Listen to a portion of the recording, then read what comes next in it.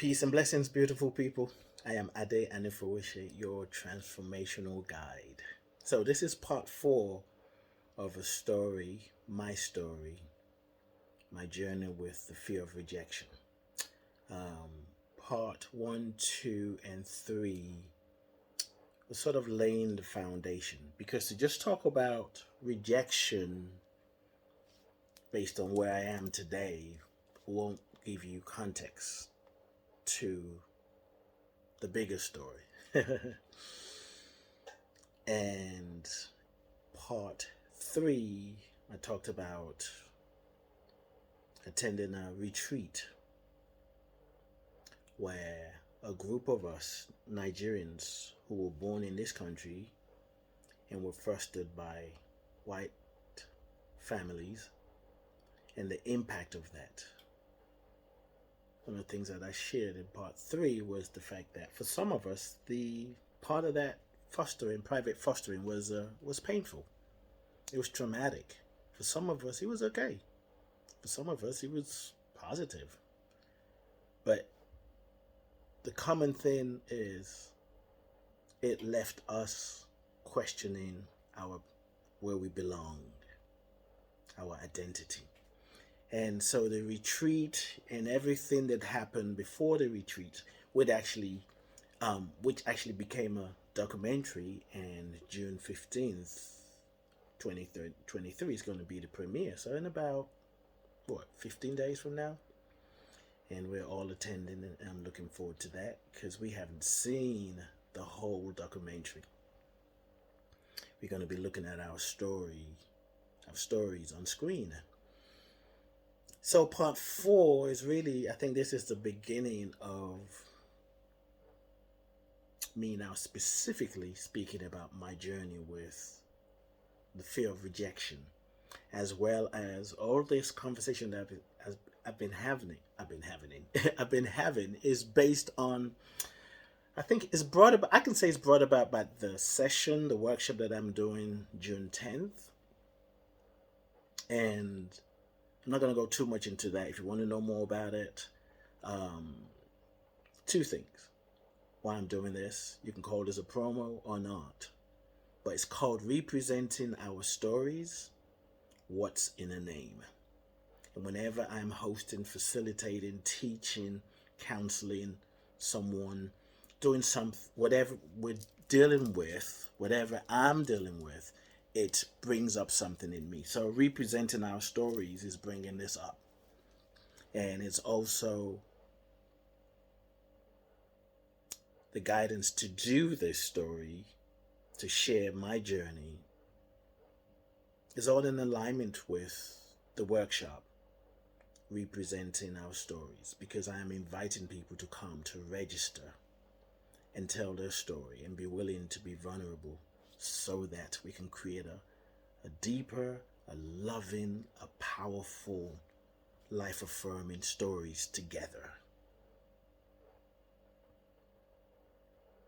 Making white supremacy history.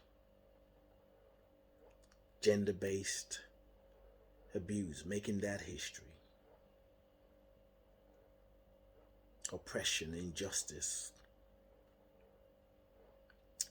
the constant investment in the fear of separation, the illusion of separation. We want to make all of that history. It's possible if you're willing.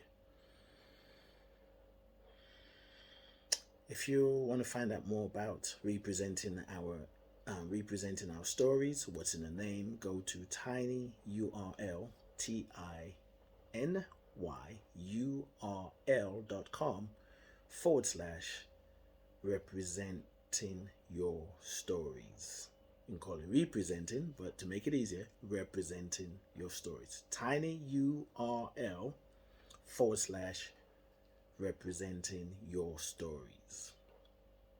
Check it out, register, let's heal together. That's what's happening for me. Sharing this story about fear of rejection is a healing story. So,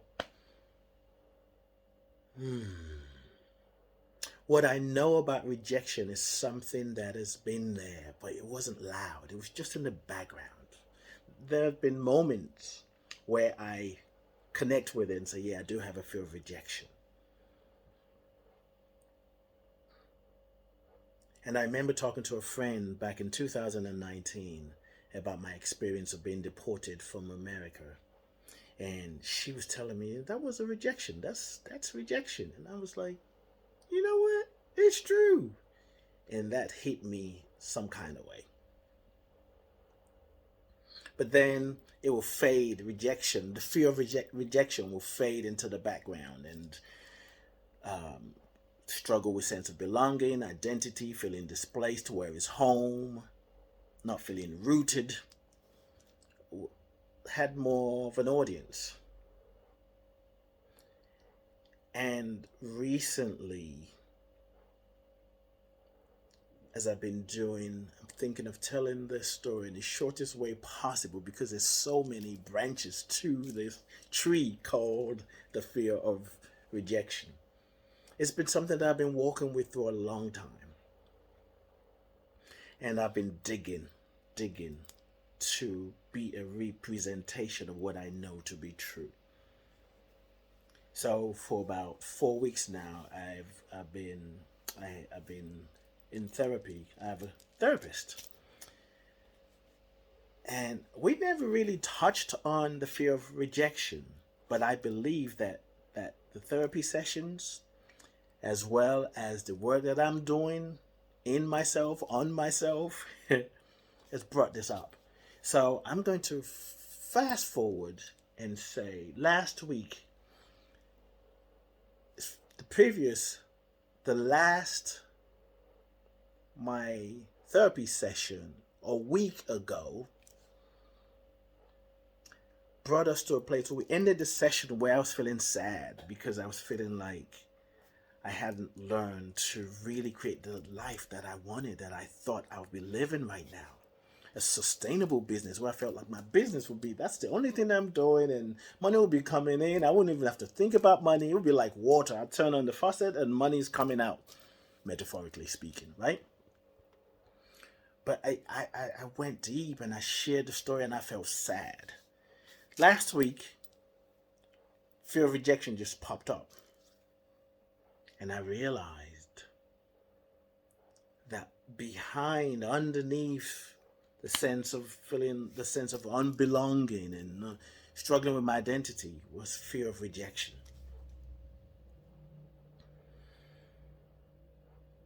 And when it rose to the top and I connected with it, I saw how most of my challenges with my business, not being able to create a successful business, how I was in relationship with people, whether that's romantic or platonic, when I'm around people, the fear of rejection was running in the background. And because it was running in the background, because I was afraid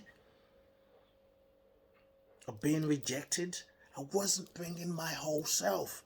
Now, some of you who know me say, you weren't bringing your whole self? No, I wasn't. And I'm not unique in that way. I was bringing as much as I was comfortable bringing forward, but there was still a part of me that I was protecting. Fast forward to Sunday, I'm part of a men's group and we were sharing, and someone shared something about fear of being rejected, and it activated that my experience of fear of being rejected that came up for me a few days later. And in the session, as we were doing our thing, what came to me was, see, because my work, my business is about, it's authentic to me. It's real. It's the essence of who I am. I am so passionate about people, about life, about understanding one another, learning to communicate with one another, even if I don't agree with their point of view. Healing the sense of separation and living from a place of oneness. That's my life and that's my business. So what I realized in the men's group this past Sunday was the part of me that I'm protecting from being rejected is actually what I need to bring forward And it is also the medicine for the fear of being rejected. Let me see if I can say that differently. So the fear of rejection was really about, I was going to say something about my business. So sometimes my workshops that I'm doing, events that I'm doing, I promote it, but I'm often like, ooh, oh my God, I hope people don't think it's whatever. I just have all the stories.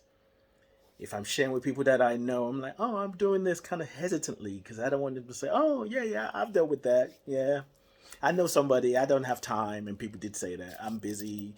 I wish I could. You're doing great work, but people don't show up. And when people don't show up, I take it personal because this is an extension of me. Why don't they want what I'm offering? So anyway, what I realized in the men's group was bring all of you. And that's the healing for the fear of being rejected. Fear of being rejected. Yeah, fear of being rejected. It's to heal that for me. Anyway, fast forward because there's more to this story, and I think this might go on for 15 minutes. This is the last one. There's more, but yeah. After that session, I spoke to another friend of mine who was part of that group, and he said he wanted to share with me what came up for him as he listened to me tell my story of the challenges that I've been having with rejection. He said, because he knows my story, he said, you know what I'm thinking about? What came up for me is your fostering experience. And as soon as he started talking, click, everything clicked in. Like, yes. I had a biological mother that I wasn't living with on a weekly basis. And I had a foster mother, Hastings' mother, who loved me, but it's not the way I wanted to be loved. So, and it's also natural. It makes sense to feel like as a child, even though I may not have used that word, definitely didn't use the word like as a baby saying, I feel rejected. There was something in me that was calling for my mother who wasn't there. She was there on weekends, my biological mother. And then I'm with this other woman who is my foster mother, who is loving me the best way she knows how, just like my mother was loving me the best way she knew how. But this woman that I'm with on a weekly basis, it's not my mother. So the dance as a baby, as an infant, as I went through life, trying to receive the love that I believed I didn't get, not as a judgment, the love that I felt I needed. So I'm kind of collapsing the story here. So that fear of rejection was a result of protecting myself. Because I want love, I desire love, I need love. We do. But as a child, I didn't learn that. What I learned is love, there isn't enough. So we need to find somebody else to take care of you, young man, young baby, young boy. And I can love you, the foster mother's perspective, my story. I love you. I know you're not mine, but I love you. But it was clear, it was understood that she's not my mother. She couldn't love me like my mother would love me. And it also clears like my mother was loving me the way she could love me, but she needed to go to school. She was learning to be going to be a midwife. My father was working. That experience left me craving, wanting love. I went to an interview recently, about almost 2 weeks ago, and actually 2 weeks ago today. And they asked me, what motivates you? And I remember saying love. And that's also part of what brought this up, I'm seeing. Anyway, I'm going to stop this here because I want to make sure that I can upload it to IG, maybe too long already, Instagram. And I'm going to wrap it up in the next one. So, if you've been following the story, thank you for following the story. Share it with someone. Put my business in the street. I don't care. If you want to reject me, your loss. I'll see you on part 5.